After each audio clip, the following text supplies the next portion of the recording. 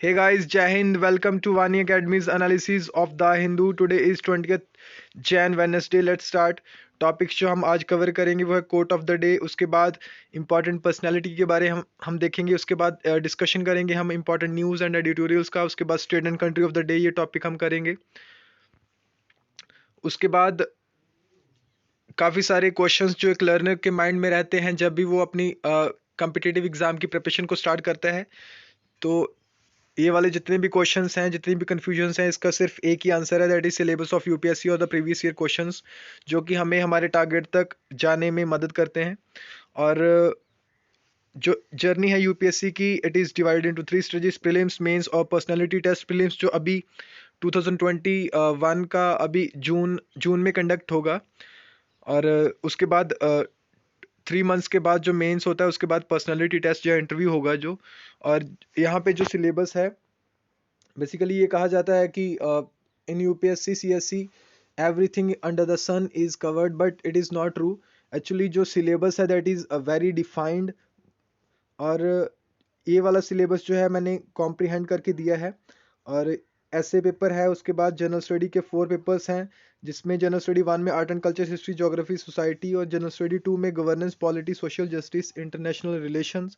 GS 3 के अंदर technology, economic development, environment and biodiversity, security and disaster management. GS 4 के अंदर एथिक्स, इंटीग्रिटी एंड एप्टीट्यूड।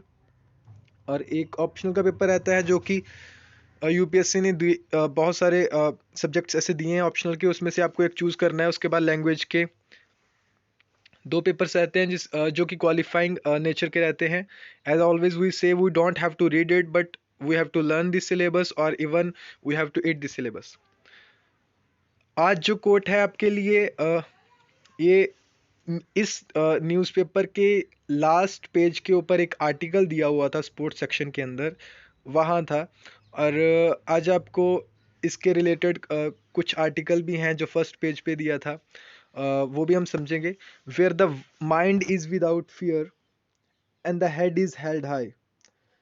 जब हमारा माइंड जो होता है विदाउट फियर होता है, तो हमारा जो सिर है ऊपर को उठा रहता है, झुकता नहीं है, हमारा सिर ऊपर को उठा रहता है। This is basically a poem of Rabindranath Tagore. उसकी उसकी ये फर्स्ट लाइन है, तो आप पूरी पोएम भी पढ़ सकते हो।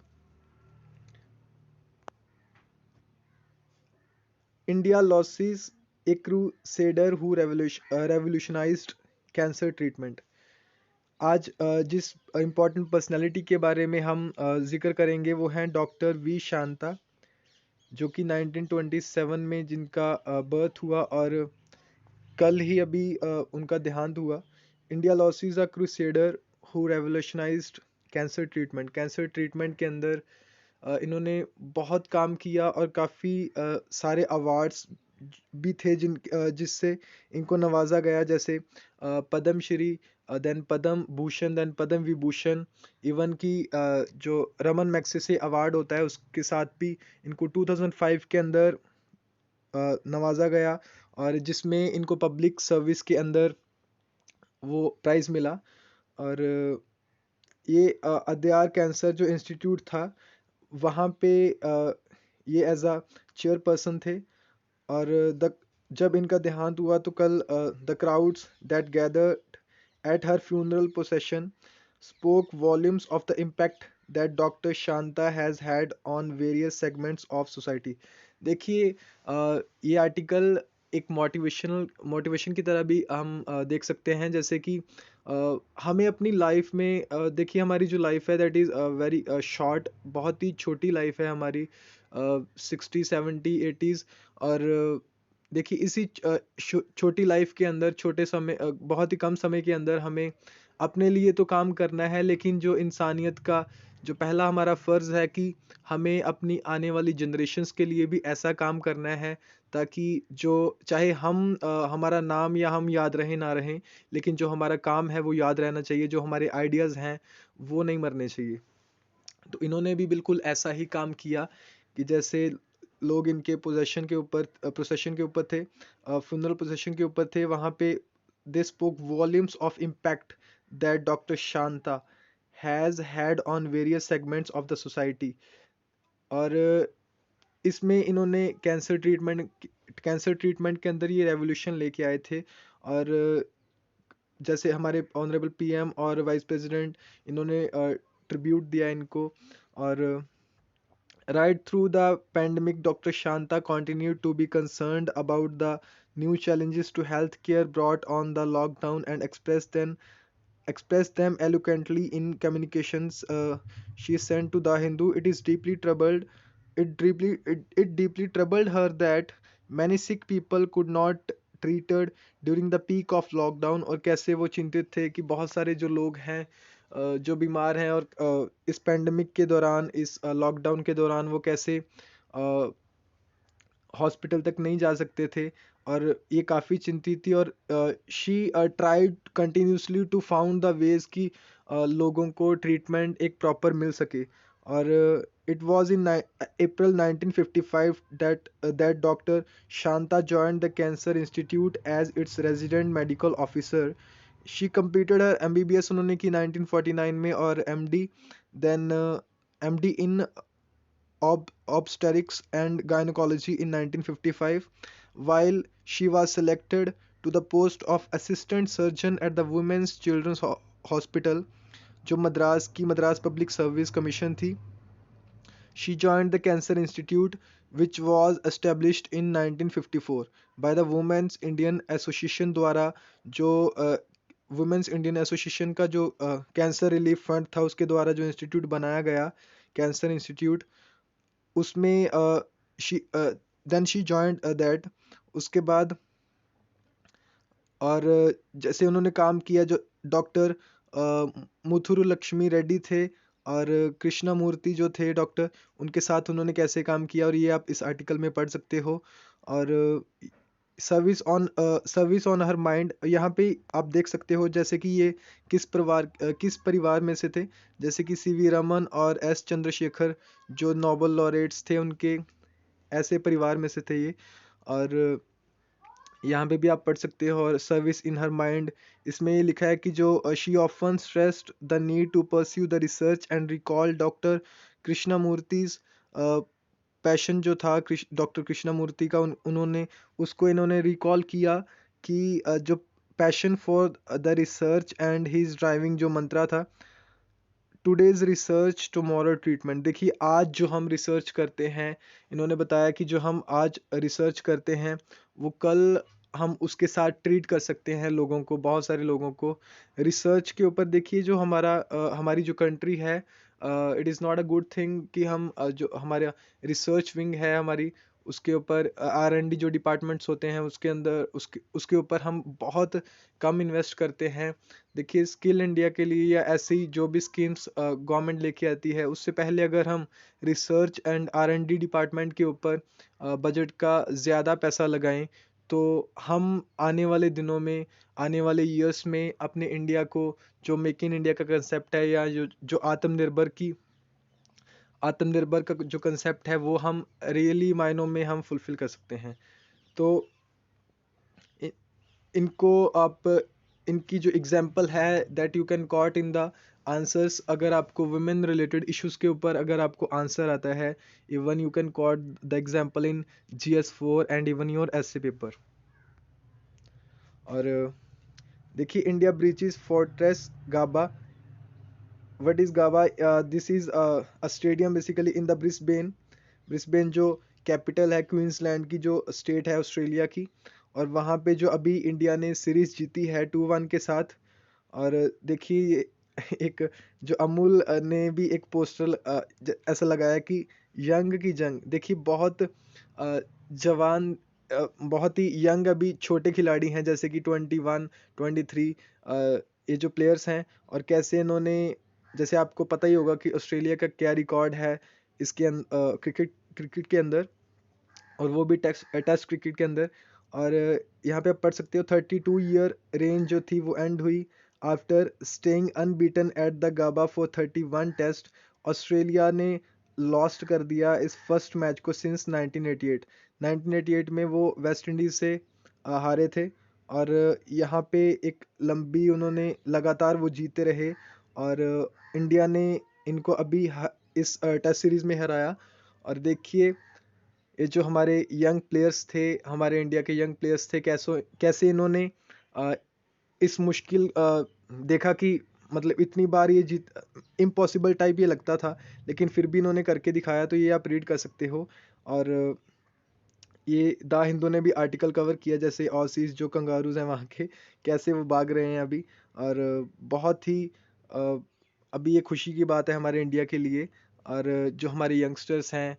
और इसके साथ आप ये भी याद रख सकते हो कि जो हमारा इंडिया है, दैट हैज़ एंटर्ड इनटू 30 जो 7 ईयर जो डेमोग्राफिक डिविडेंड है, कि कैसे हमारा जो यूथ पॉपुलेशन है वर्ल्ड के अंदर सबसे ज़्यादा हमारी कंट्री में है।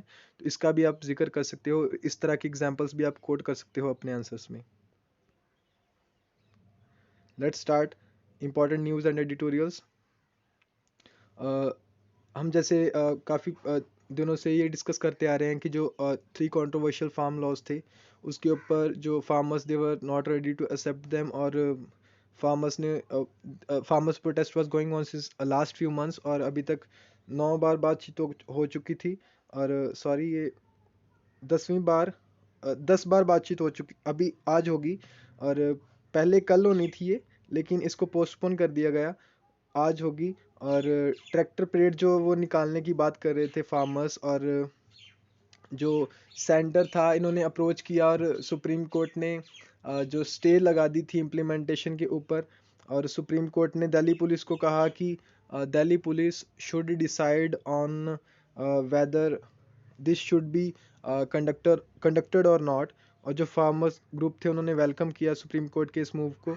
और लेकिन उन्होंने बताया कि हम ट्रैक्टर परेड जो है ज़रूर निकालेंगे, ट्रैक्टर जो रैली है, लेकिन वो राजपथ पे नहीं होगा, लेकिन वो जो दिल्ली है, जो आउटर रिंग रोड है वहाँ पे होगा। और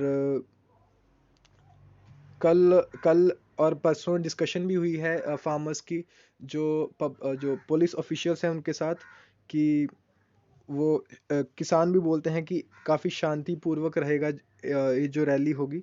और सुप्रीम कोर्ट अभी जो पैनल का गठन हुआ था, उन्होंने एक रोड मैप तैयार किया है।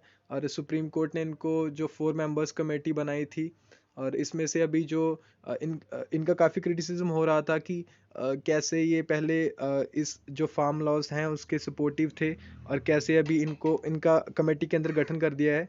तो फार्मर्स बेसिकली इसको क्रिटिसाइज करते हैं, और उन्होंने अभी रोड मैप दिया है, ये जो फार्मर्स का इशू है, इसे रिजॉल्व करने का। और जो सुप्रीम कोर्ट है उसने अभी 2 मंथ के अंदर उनको रिपोर्ट जो है सबमिट करने को बोला है। यहाँ पे आप, ये एक आर्टिकल है GS3 के अंदर, आप जो कंजर्वेशन है, कैसे अपनी इन्वायरमेंट को हमने कंजर्व करना है, मिनरल रिसोर्सेज को, अपनी रिवर्स को कैसे कंजर्व करना है, उसके अंदर आप इसकी एग्जांपल दे सकते हो इस तरह की चीज़ों की।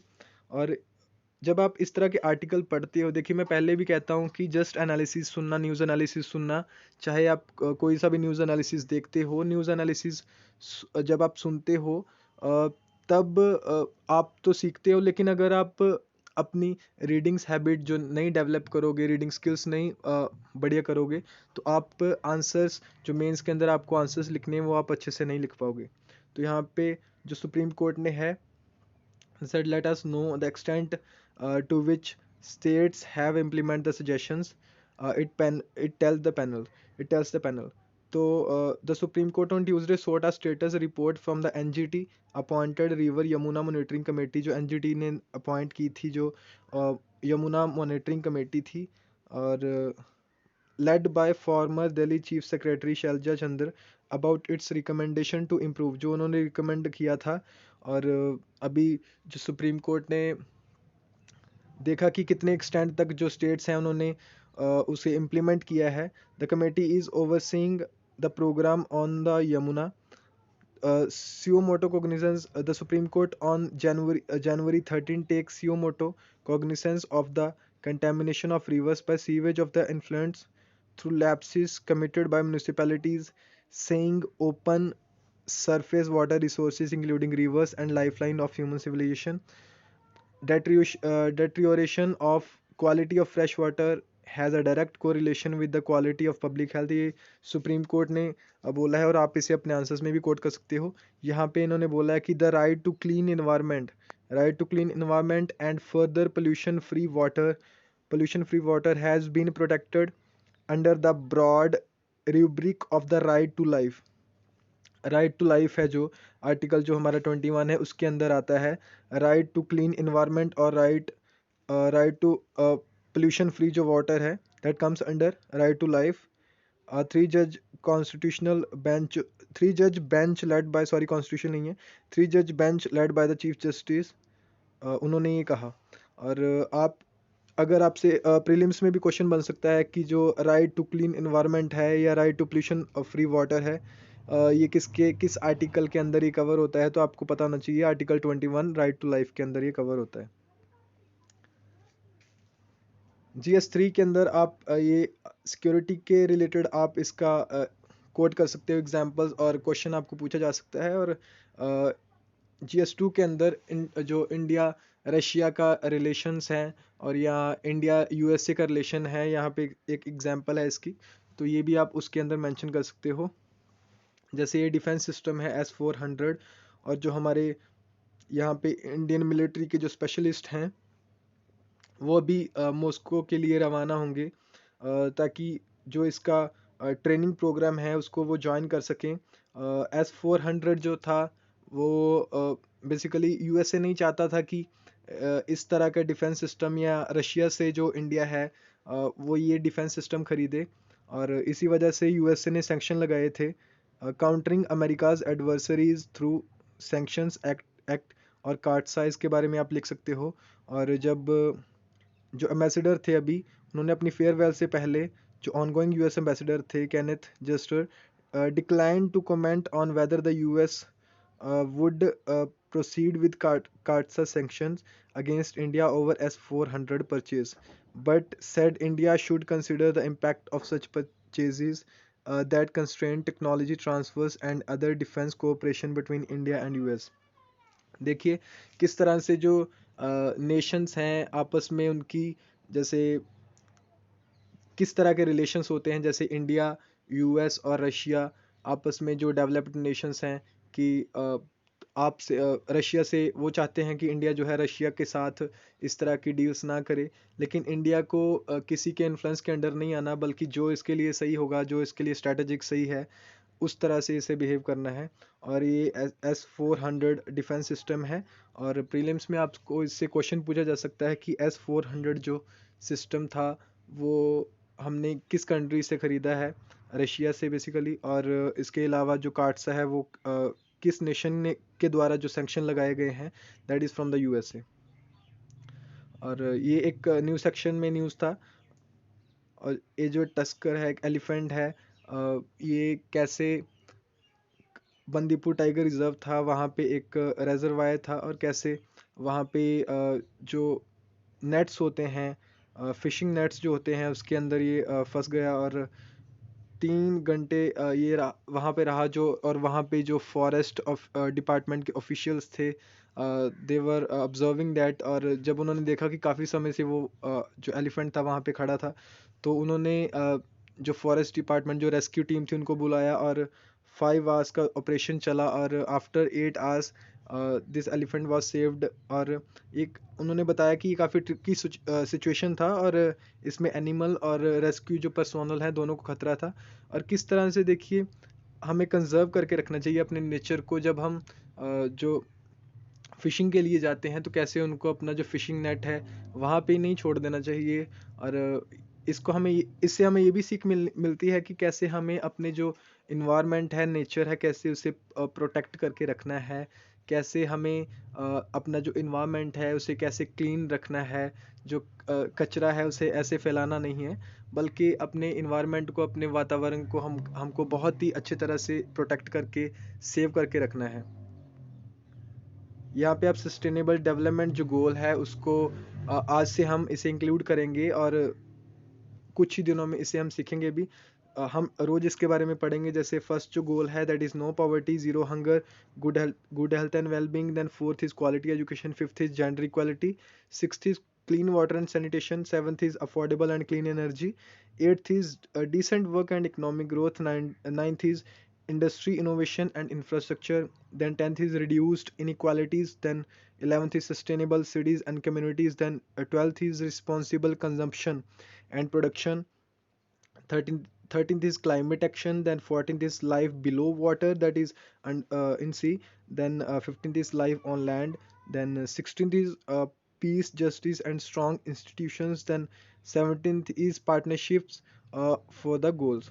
और ये सस्टेनेबल डेवलपमेंट गोल्स है। इसको जब आप अपने आंसर्स लिखते हो तब आप इसको कोट कर सकते हो। कोई भी एग्जांपल अगर इसी रिलेटेड है, चाहे इधर वो क्लाइमेट चेंज के रिलेटेड कोई आंसर है, वहाँ पे आप बता सकते हो कि जो सस्टेनेबल डेवलपमेंट 13th गोल है that is basically related to climate action, कि कैसे हमें अपने क्लाइमेट को बचाना है और क्लाइमेट को कैसे नॉर्मल रखना है और फेवरेबल रखना है। उसके बाद जो 14th गोल है, देन 15th गोल है life on land, life below water. इसको आप अपने आंसर्स में मेंशन कर सकते हो, लेकिन ये आप तभी कर सकते हो अगर आप इसके बारे में बार बार पढ़ोगे, रिवीजन करोगे। नेक्स्ट जो एडिटोरियल हम एक डिस्कस करेंगे वो सबसे इंपॉर्टेंट है, that is basically it is criticism of the judiciary. उसकी पॉलिसीज़ को क्रिटिसाइज़ किया है।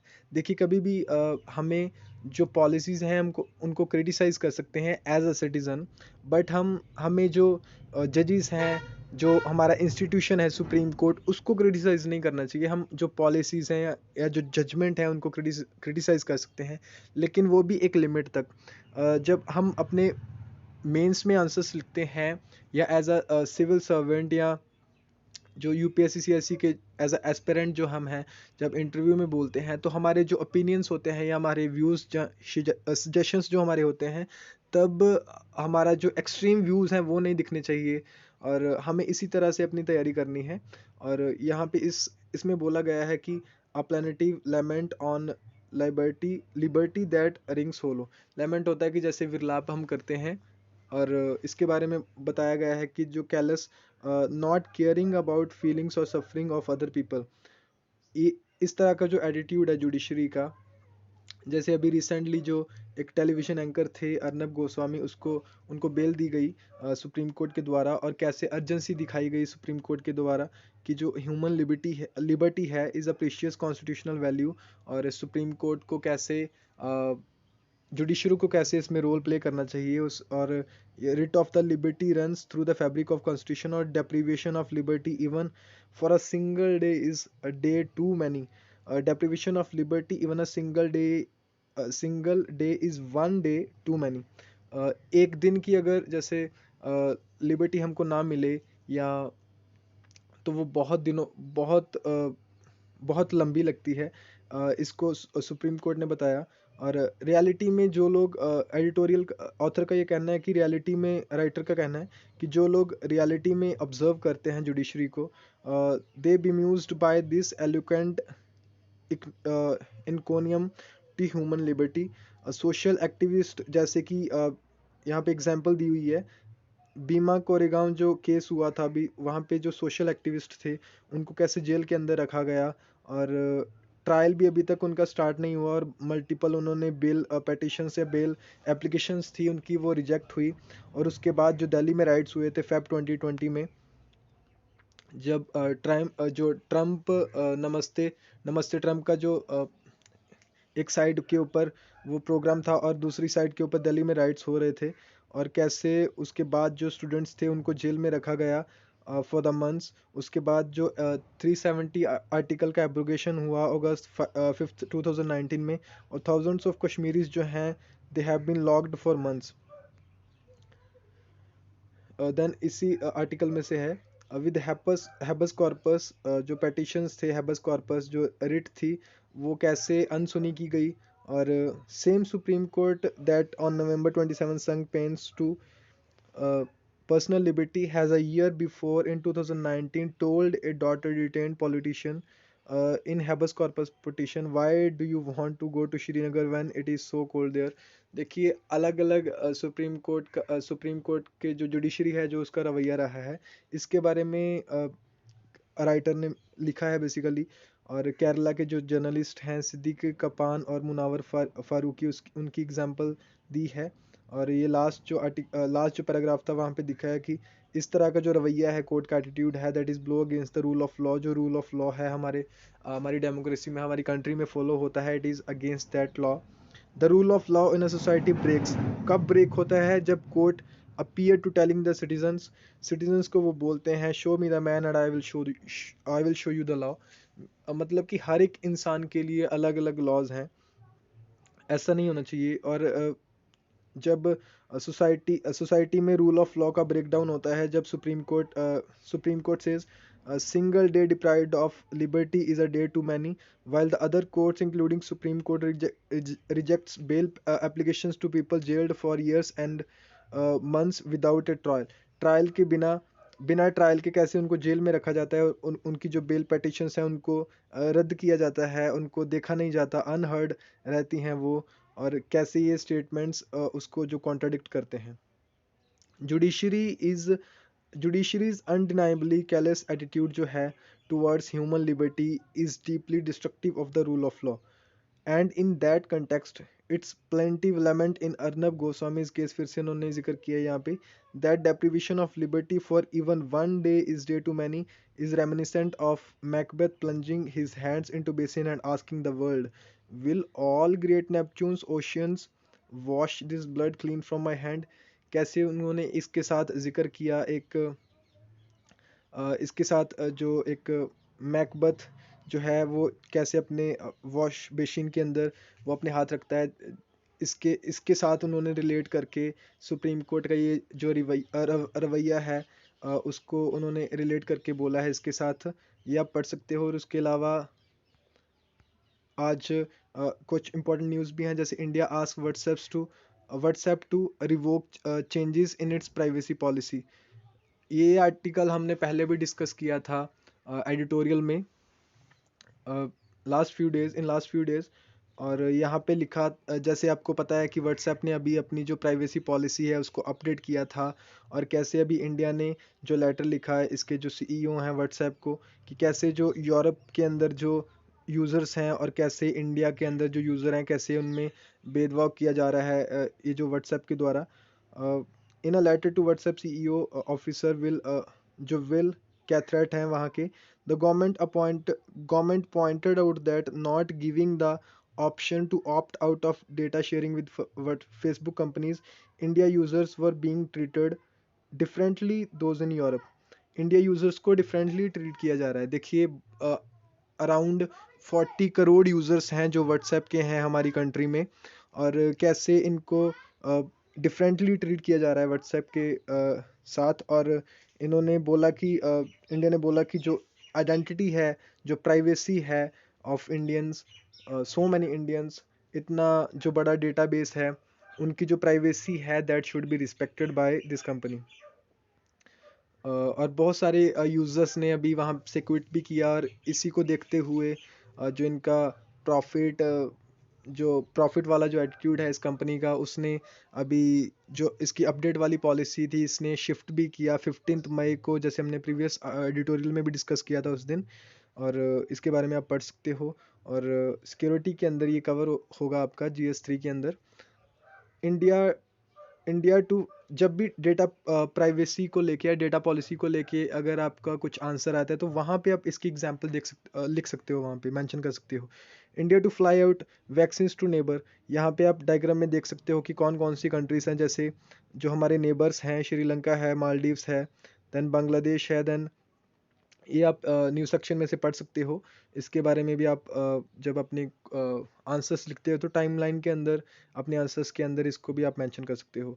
देन जो नेताजी सुभाष चंद्र हैं उनकी जो एनिवर्सरी होगी, जैसे 23 को उनका भी बर्थ एनिवर्सरी है, तो उसको एज अ पराक्रम दिवस मनाया जाएगा। ये हमारी जो यूनियन मिनिस्ट्री है उसका कहना था।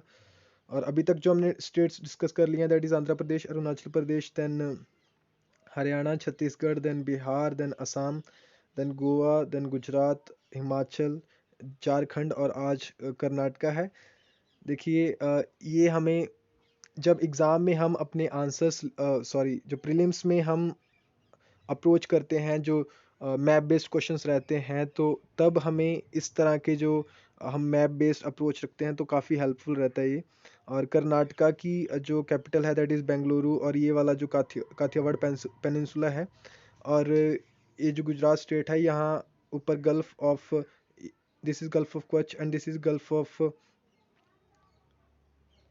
Khambhat, this is gulf of Kutch, this is gulf of Khambhat, and this is the Konkan coast, this is Kannada coast, this is Malabar coast Kerala में, और इधर ये कोरोमंडल कोस्ट है, और यहाँ पे नर्दर्न सरकार हैं, यहाँ पे उत्कल कोस्ट है। इसके बारे में आपको पता होना चाहिए, जो हमारी जो आइलैंड कोस्ट हैं इनके अलग अलग जो नाम्स हैं, अलग अलग लोकल नाम हैं, इसके बारे में भी आपको पता होना चाहिए। और ये आप याद रखोगे कि कर्नाटका की जो कैपिटल है बेंगलुरु है, और ये अपनी बाउंड्री शेयर करती है महाराष्ट्र के साथ, तेलंगाना, आंध्र प्रदेश के साथ, इधर तमिलनाडु और केरला के साथ, और गोवा के साथ।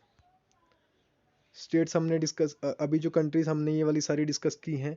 और आज इराक के बारे में है, और इराक की जो कैपिटल है that is Baghdad, it also comes in Asia. और इसके जो नेबर्स हैं, जैसे नॉर्थ में टर्की है, इधर नॉर्थ वेस्ट के अंदर सीरिया है, देन जॉर्डन है, वेस्ट के अंदर, देन साउथ में सऊदी अरेबिया है और कुवैत है, और इधर ईस्ट के ऊपर, ईस्ट में इस साइड में ईरान है। तो इसके बारे में भी आपको पता होना चाहिए।